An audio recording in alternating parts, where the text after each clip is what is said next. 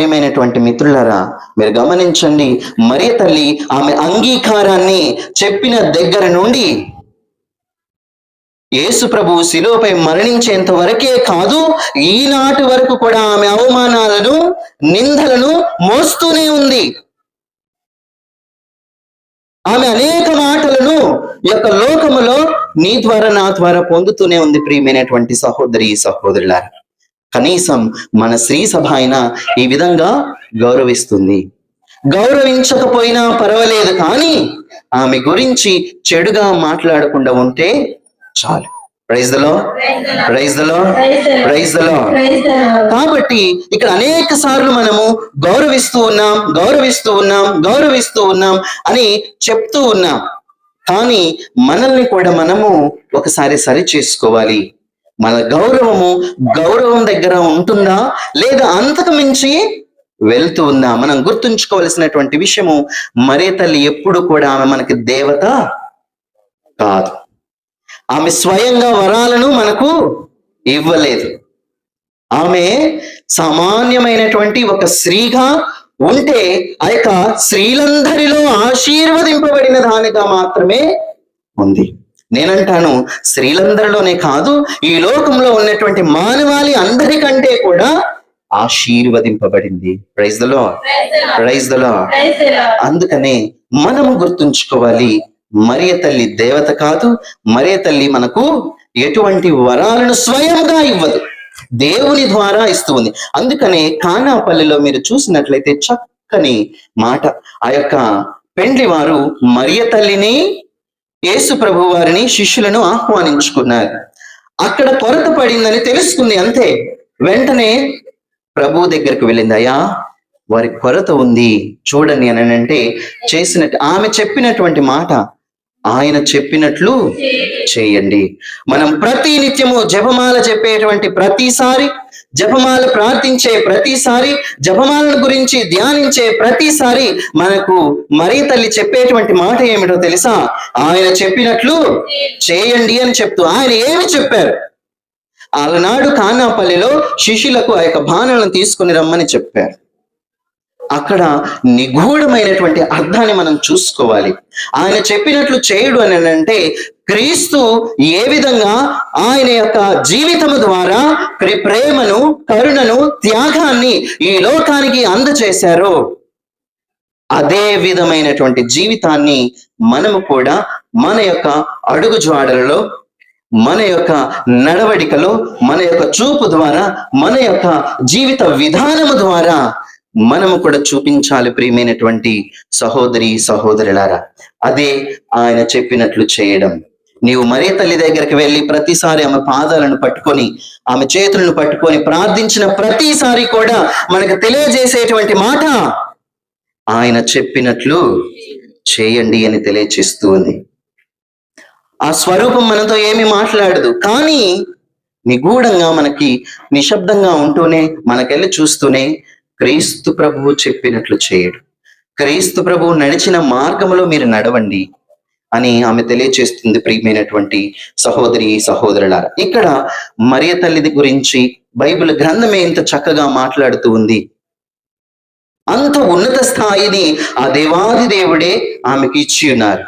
మనము కూడా ఉన్నత స్థాయిని ఆమెకి ఇవ్వాలి. అందుకనే మరియ తల్లి అంటూ ఉన్నారు, తరతరముల వారు నన్ను ధన్యురాలు అని పిలిచెదరు అని తెలియచేస్తూ ఉన్నారు. అవును ప్రియమైనటువంటి సహోదరి సహోదరులారా, ఈ రోజు మనం తరతర వారు ధన్యురాలుగా పిలువబడాలి అని అంటే మనము ఏమి చేయాలి? ఈరోజు మీ అందరికి ప్రశ్న, మరియ తల్లి ఎక్కడున్నారు? ఇప్పుడు ఎవరైనా సమాధానం అడిగితే ఏం చెప్తారు? మరియ తల్లి ఎక్కడున్నారంటే, మరియ తల్లి ఎక్కడున్నారంటే జపమాల్లో ఉన్నారని చెప్తారా? మరియ తల్లి ఎక్కడ ఉన్నారు? పల్లోటి వారి వీధిలో ఉన్నారా? సాయంత్రం కాలం మళ్ళీ తీసుకుని వెళ్ళిపోతారు. ఇప్పుడు మరియ తల్లి ఎక్కడ ఉన్నారంటే ఏం చెప్తారు? ఆమె ఆత్మ శరీరములతో మోక్షమై అక్కడ త్రియేక దేవుని సాన్నిధ్యములో ఉంది, అంటే పరలోక రాజ్యములో ఉంది. Praise the lord, praise the lord, praise the lord.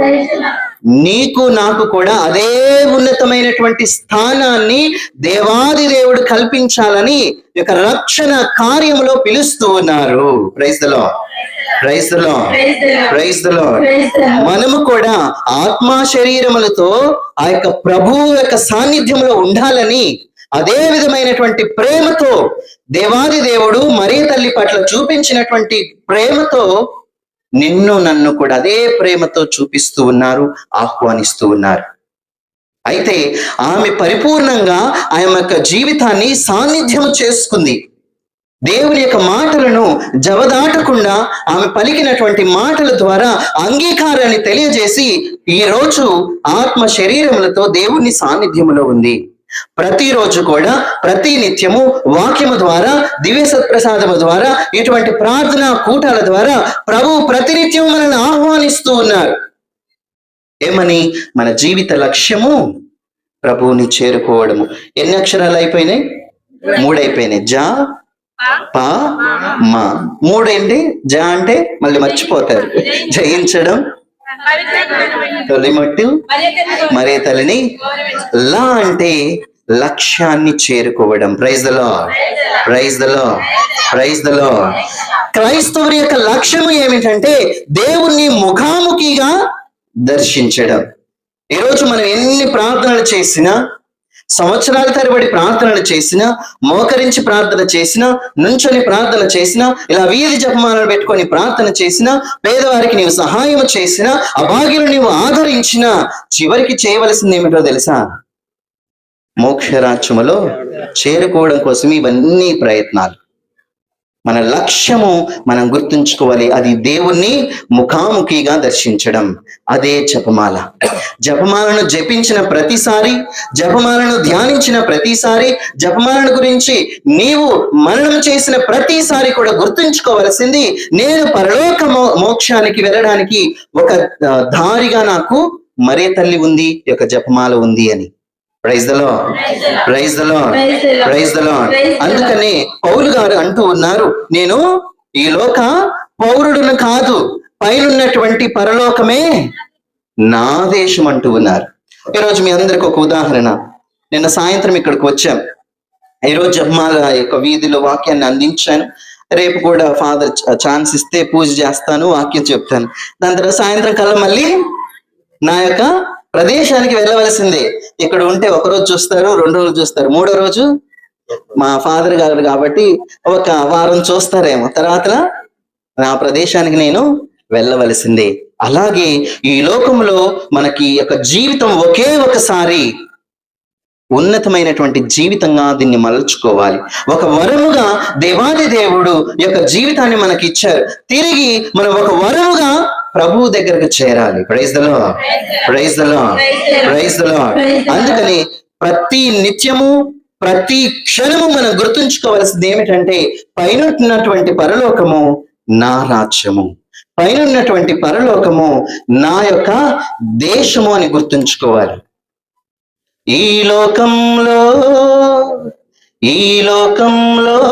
జీవించుట ఒకేసారి, జీవించిన ఉన్నత జీవితం జీవించాలి. ఎలా జీవించాలట? ఉన్నతమైనటువంటి జీవితాన్ని మనము జీవించాలి. ఈ ఉన్నతమైనటువంటి జీవితం మనకు ఎలా వస్తుంది అని అంటే, ఈ యొక్క జపమాలను జపించడము ద్వారా. ఈ యొక్క జపమాలను జపించడం అంటే మనకు ఉన్నటువంటి యుద్ధాలను జయించడము, పవిత్రతను పొందుకోవడము, మరియ తల్లితో కలిసి ప్రార్థన చేయడము, చివరికి ఆత్మ శరీరములతో మోక్షములోకి చేరుకోవడము. Praise the lord, praise the lord.